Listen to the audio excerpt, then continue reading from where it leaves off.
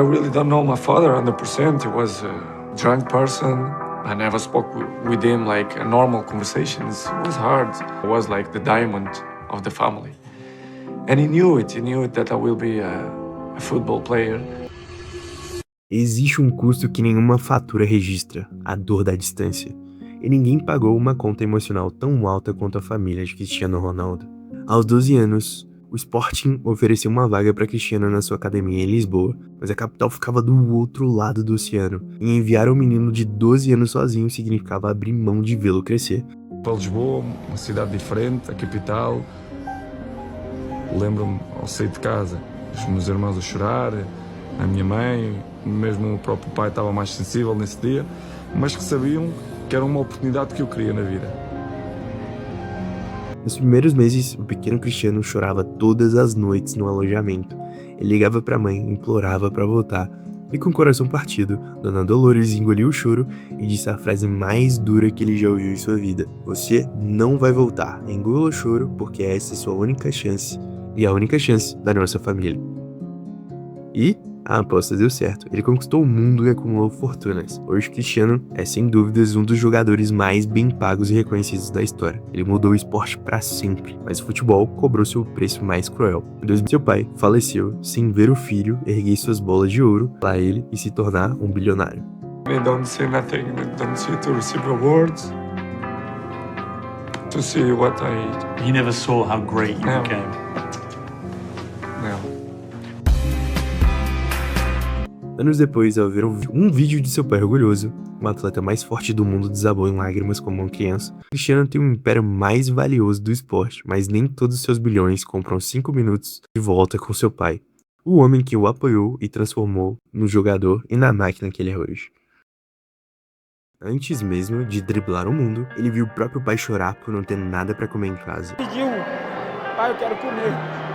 E não tinha nada na geladeira, não tinha nada no armário. Aí eu comecei a chorar, ele chorou. Aí ele pegou e falou pra mim: "Pai, você pode deixar, porque eu vou ser jogador de futebol e vou tirar a gente dessa dificuldade." Sim, é possível ganhar milhões com o futebol, mas esse foi o preço que cada um deles pagou antes mesmo de receber o seu primeiro salário. Afinal, quanto custa criar um jogador de futebol? Ele morava na maior favela do mundo, a Ceilândia, que fica no Distrito Federal. Muito antes de ter seu nome estampado nas capas de jornais de Madrid, Hendrik era apenas um garoto que jogava para fugir do desespero. A família vivia no limite absoluto da escassez, igual muitos brasileiros. Seu pai se desdobrava em empregos informais enquanto tentava manter a casa de pé, mas houve dias que a conta não fechava. Dias em que a geladeira não passava de um armário. A história da família muda em um momento devastador. Pequeno Hendrik, com apenas 8 anos, olhou para o pai e disse que estava com fome. Douglas procura na cozinha e percebe que não tinha nada, absolutamente nada, para oferecer ao seu filho. Ele sentou no chão e chorou de impotência. Ali, vendo as lágrimas do seu pai, o menino fez uma promessa que soava como um delírio desesperado. Ele disse para o pai: "Pai, não chora. Eu vou virar jogador de futebol e vou tirar a gente disso." O Hendrik não estava sonhando.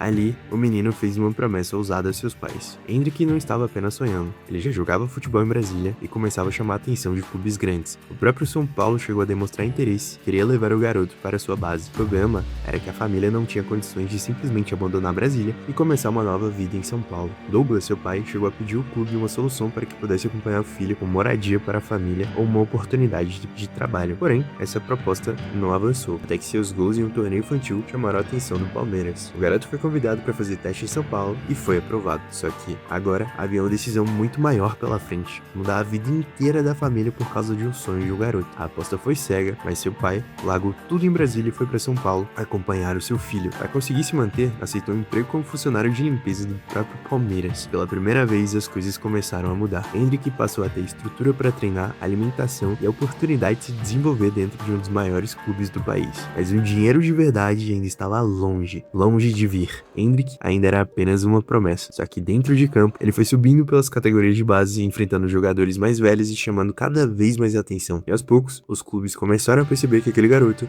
não era apenas mais uma promessa, era um jogador diferente. E quando Hendrik começou a aparecer no time profissional do Palmeiras, a realidade da família finalmente começou a virar.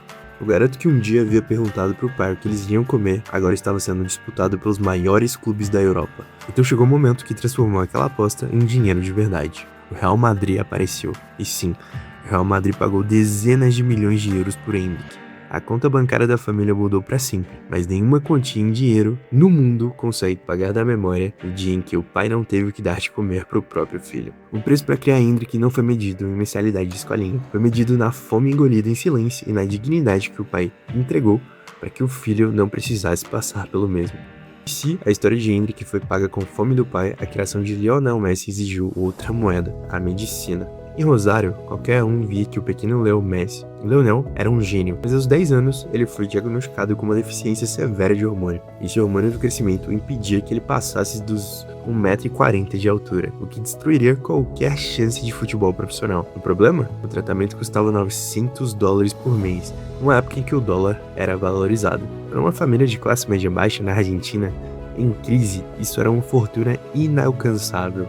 No início, a família tentou custear o próprio tratamento. E todas as noites, o garoto cavava agulhas nas próprias pernas para forçar seus ossos a crescerem. Mas o dinheiro da família acabou e os clubes locais, que viam muito potencial no Messi, se recusaram a pagar os tratamentos. Pense nisso, o maior jogador da história, pense nisso. Um dos maiores jogadores da história esteve a um passo de desistir da carreira do futebol. E não por falta de talento, mas porque a família não tinha como pagar a conta da farmácia. Em um ato de desespero, seu pai jogou a última cartada, pegou os últimos recursos e viajou para a Espanha. O Barcelona aceitou assinar o contrato no famoso guardanapo e arcar com os remédios de Messi. O garoto do remédio virou um gigante de troféus, mas a pergunta que fica: quantos Messis o futebol perdeu porque a família não tinha dinheiro para pagar o hospital?